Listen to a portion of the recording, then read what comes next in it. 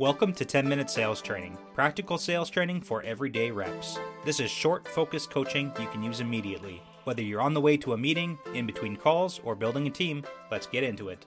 In this episode, we're talking about ownership and the transference of feelings in sales. Now, there's a difference between someone who works in sales and someone who is a sales professional. The difference isn't personality, it isn't charisma, and it isn't even experience. It's ownership. And ownership affects everything, especially the feeling you transfer in a conversation. Because sales, at its core, is a transference of feeling. How you feel about the conversation will shape how your client feels inside that conversation. If you feel uncertain, they feel hesitant. If you feel scattered, they will feel confused. And if you feel calm, structured, and confident, they feel safe. And safety is what allows people to make decisions. So today I want to talk about two things that define a professional. One is ownership, the other is emotional control. So let's start with ownership. Ownership means this: if it is to be, it's up to me. Not the leads, not the market, not the economy, not the manager, not the product pricing, you. That doesn't mean external factors don't exist. They do.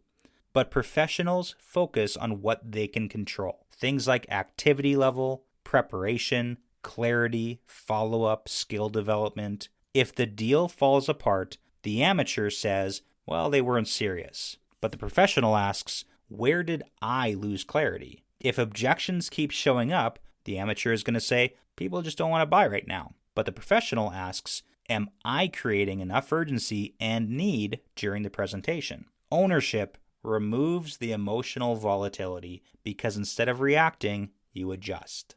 All right, quick break, then we'll jump into the practical side of this. Now, let's talk about the transference of feeling.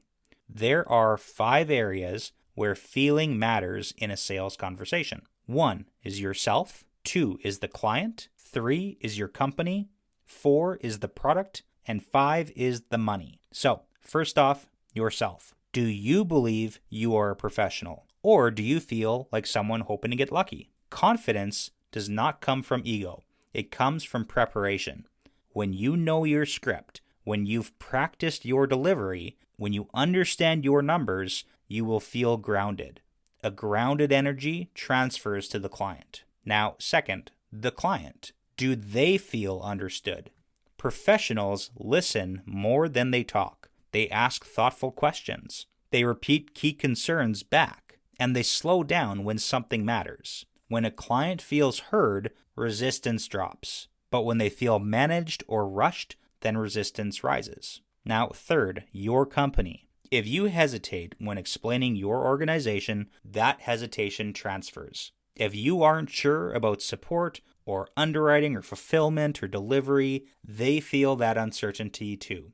So know what you represent and stand behind it clearly, because belief is contagious. And fourth, the product. Are you proud of what you're offering? Or are you nervous about the price? If you feel like you're asking for a favor, the client feels like they're doing you one.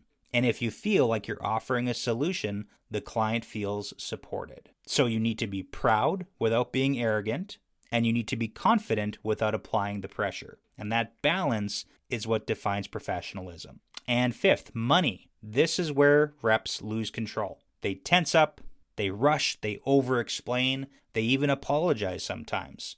Professionals state the price calmly. This option is $210 per month. Then silence.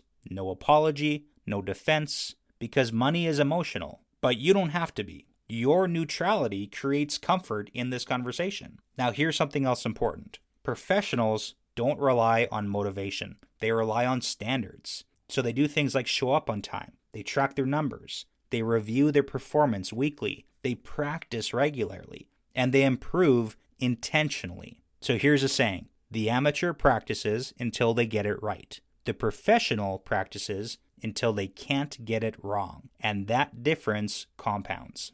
Because the truth is, sales is repetitive. You are having versions of the same conversation over and over again. If you refine the process, your results will improve. If you wing it, inconsistency will follow. So ownership means having emotional discipline. Did you have a bad week? You still show up. Did you lose a deal? You still follow the process. Did you have a slow month? Then increase your activity. Professionals don't let the short-term emotions dictate their long-term behavior. You have to zoom out, look at the numbers, adjust the dials, and stay steady. Now, here's your homework. Before your next meeting, check off 5 internal dials. Do I feel prepared? Do I believe in what I'm offering? Do I understand the client's real concern?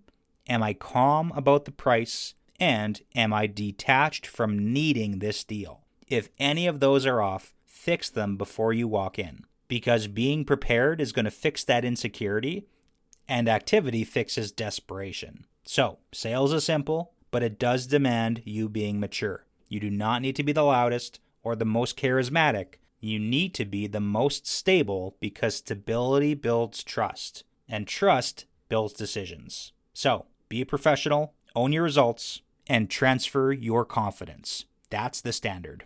All right, that's it.